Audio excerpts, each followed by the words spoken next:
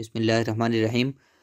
शरह मुल्ला जामी के असबाक में हम कलमा की तारीफ़ पढ़ रहे थे। तो कलमा की तारीफ़ में लफ्ज़ मुफ़रद की तहक़ीक़ पढ़ी हमने, जिसका ख़ुलासा बयान कर रहा हूँ। मुल्ला जामी रहमतुल्लाह अलैह ने मुफ़रद के इराब बयान किए। इसमें मुफ़रद पर रफ़ा, नसब और जर तीनों सूरतें जायज़ हैं। जब जर पढ़ेंगे हम लिमाना मुफ़रदिन, तो ये मुफ़रद जो है ये माना की सिफ़त वाक़या होगा। लेकिन इस सूरत में एतराज़ होगा कि फिर तर्जमा ये बन जाएगा कलमा ऐसा लफ्ज़ है जो मुफ़रद माना के लिए वज़ा किया गया हो। तो इसमें वहम होता है कि गोया वज़ा जो है वो बाद में हुई और कलमा पहले से जो था वो मुफ़रद था। मुफ़रद मुक़द्दम है और वज़ा मुअख़्ख़र है, हालाँकि ऐसा नहीं है। वज़ा मुक़द्दम है और उसका इफ़राद या तरकीब जो है मुफ़रद या मुरक्कब होना बाद में है। तो उसका जवाब मुल्ला जामी रहमतुल्लाह ने दिया कि इसमें सनत तजव्वुज़ इस्तेमाल हुई है, यानी माबाद के एतबार से उसको पहले से मुफ़रद कह दिया। हालाँकि दुरुस्त बात यही है कि वज़ा मुक़द्दम है। दूसरी सूरत ज़िक्र की कि इस पर रफ़ा पढ़ सकते हैं। लिमा अना मुफ़रदुन, मुफ़रदुन पढ़ेंगे तो ये लफ़्ज़ की सिफ़त वाक़या होगा। लफ़्ज़ुन वुज़िया, वुज़िया सिफ़त अव्वल और मुफ़रदुन ये सिफ़त सानी लफ़्ज़ुन की। इस सूरत में नुक्ता बयान किया कि जब मुफ़रदुन की सिफ़त बनेगा लफ़्ज़ुन की, तो सिफ़त अव्वल जो है वुज़िया ये माज़ी के सीगे से लेकर आए और बाद में मुफ़रदुन जो है वो माज़ी के सीगे से ज़िक्र नहीं किया। तो इसमें इशारा है इस बात की तरफ कि वज़ा मुक़द्दम है और उसका इफ़राद जो है ये मुफ़रद होना ये मुअख़्ख़र है, बाद में है। तीसरी सूरत ज़िक्र की कि इसको नसब पढ़ सकते हैं। तो पहला तो ये एतराज़ हुआ कि इसमें रस्मुल ख़त इसकी इजाज़त नहीं देता, क्योंकि इसके आगे एक अलिफ़ नहीं है। नकरा को जब मुफ़रद मंसूब लिखते हैं तो उसके आगे एक अलिफ़ आता है। तो कहते हैं कि ये उस सूरत में होता है कि जब उस लफ़्ज़ के अंदर रफ़ा या जर का एहतमाल ना हो। फिर जब मुफ़रदन इसको मंसूब पढ़ेंगे तो या तो ये माना से हाल वाक़या होगा या वुज़िया की ज़मीर से हाल वाक़या होगा। तो दोनों सूरतों में एतराज़ वाक़या होता है कि पहली बात तो माना से हाल ये कैसे बनेगा, क्योंकि माना का हाल जो है ये या तो फ़ाइल से हाल होता है या मफ़ूल से। हाल जो है वो फ़ाइल या मफ़ूल की कैफ़ियत को बयान करता है। तो माना ना जो है तरकीब में ना फ़ाइल है ना मफ़ूल है। तो उसका जवाब मुल्ला जामिर रहमतुल्लाह ने दिया कि माना जो है दर हकीकत ये मफ़ूल ही है, ये लाम हरफ़ जर के वास्ते से, तो इसका ज़ुलहाल बनना दुरुस्त है। दूसरा एतराज़ मुफ़रदन पर कि इसको हाल कैसे बनाएँगे, कि अभी हमने पढ़ा कि वज़ा मुक़द्दम है और इफ़राद मुअख़्ख़र है और हाल और ज़ुलहाल का ज़माना तो एक होना चाहिए। तो उसका जवाब ज़िक्र किया कि ये ज़ात के एतबार से तो वज़ा मुक़द्दम है और इफ़राद मुअख़्ख़र है, लेकिन ज़माने के एतबार से ये मुत्तसिल हैं, तो लिहाज़ा ये हाल बन सकता है। ये तीनों इराब ज़िक्र करने के बाद फिर मुफ़रद की कैद का फ़ायदा ज़िक्र कर दिया है कि जब मुफ़रद बोला तो इससे फिर मुरक्कब सारे निकल गए, वो चाहे मुरक्कब ताम हो या मुरक्कब नाक़िस हो।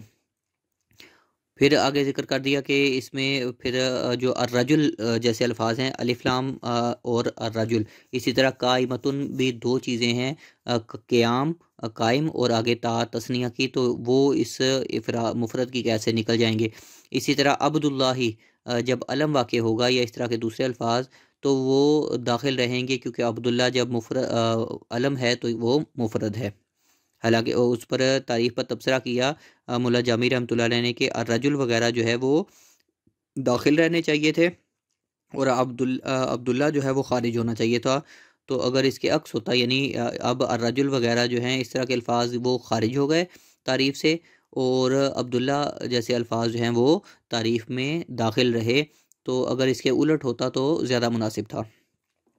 फिर उसके बाद साहिब मुफस्सल ने जो तारीफ़ की कलमा की, अल कलिमतु अल लफ़्ज़तु दाल्लतु अला माना मुफ़रद बिलवज़ाई, इसका और इब्न हाजिब की तारीफ़ का तकाबुल ज़िक्र किया कि इस सूरत में जो साहिब मुफस्सल ने ज़िक्र की है तारीफ़, उसमें अल लफ़्ज़तु जब कहा तो अल लफ़्ज़तु में ता वहदत की है। कलमा वो एक लफ़्ज़ है, यहाँ लफ्ज़ुन जिन्स था और यहाँ लफ़्ज़तु ये वहदत की वाहिद है।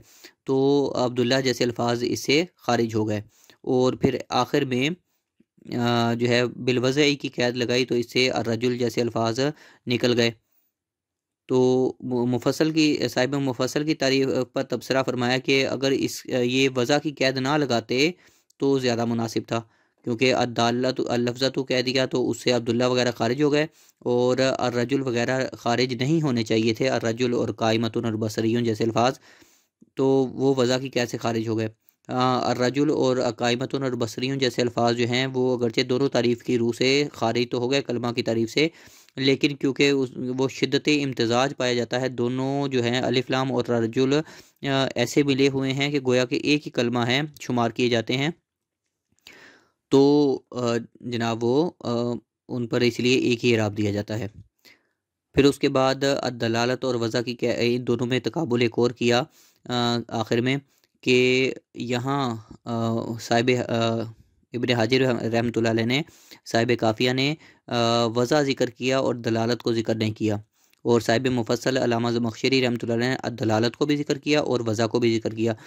तो उस पर कलाम फरमाया कि वज़ा जो है वो मुस्तलज़िम है दलालत को। जब वज़ा पाई जाएगी तो हर सूरत में दलालत भी पाई जाएगी। तो जब वज़ा ज़िक्र कर दी इब्न हाजिम ने, तो दलालत का लफ़्ज़ ज़िक्र नहीं किया, क्योंकि वो बेकार था उसका ज़िक्र।